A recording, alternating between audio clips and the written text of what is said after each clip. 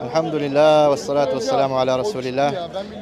Nous sommes à Arafat, un lieu incontournable du pèlerinage à la Mecque.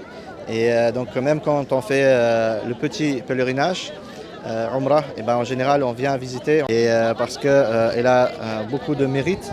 Parmi ces mérites, le fait que ce soit une station extrêmement importante pendant le Hajj, il n'y a pas de Hajj sans l'étape de Arafat.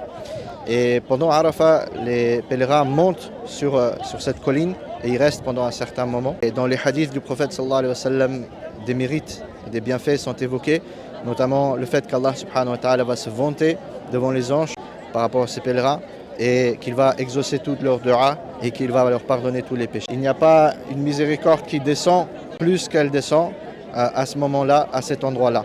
Bien sûr, lorsqu'on visite Arafat, il ne faut pas faire des prières ou des rituels particuliers. On ne fait que visiter parce que la Umrah s'achève avec Al-Halq ou Taqsir, donc lorsqu'on va couper les cheveux après avoir fait As-Sa'i, donc le chemin entre Safa et Al-Marwa.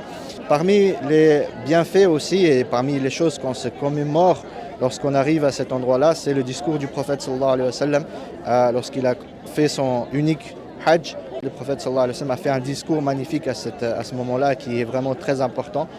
Il a évoqué durant ce discours la sacralité de l'humain et que le croyant, son honneur est sacré, son sang est sacré, ses biens sont sacrés, comme est sacré Baytullah al-Haram et ce jour-là qui est le jour de Arafat.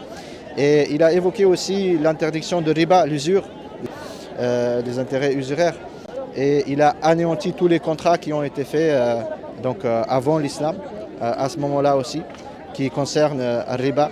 Et le prophète sallallahu alayhi wa sallam a parlé aussi à ce moment-là du droit des femmes. Du droit des femmes, il a insisté que le mari n'a pas le droit d'être injuste envers son épouse. Il a évoqué aussi les droits de l'épouse,